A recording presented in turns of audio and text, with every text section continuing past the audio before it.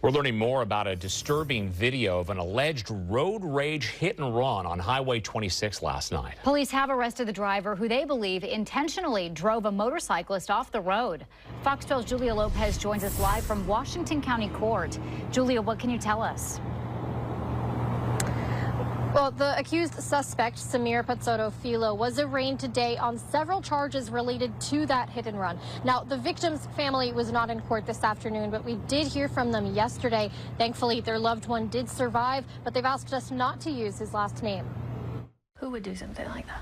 Samir Pazzotto-Filo stands accused of intentionally running this motorcyclist, Corey, off of Highway 26 Monday morning. Take a look at this dash cam footage. Between 217 and Cedar Hills Boulevard in Beaverton, we see both drivers side by side when a blue Kia hits the bike from the side, dragging him off the road. Samir Pazzotto-Filo. Following a community tip, Beaverton Police arrested Samir at his home in Washington County near Highway 26. Officers saw him driving the blue Kia Carnival in question. They believe the damage you see here is from the crash yesterday.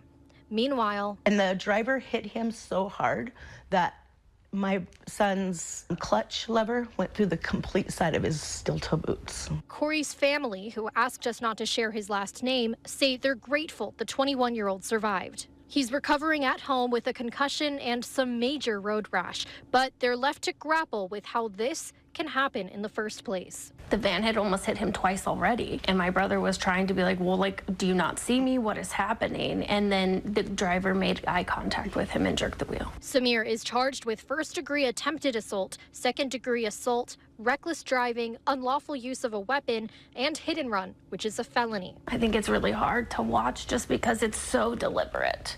Like, he literally could have died, and I don't know who could do that. Like, I just don't understand who has that within them to do that. Again, Pazzotto-Filo was arraigned today and will be held until his next court appearance on May 13th. For now, reporting live from Hillsborough, Julia Lopez, Fox 12 Oregon.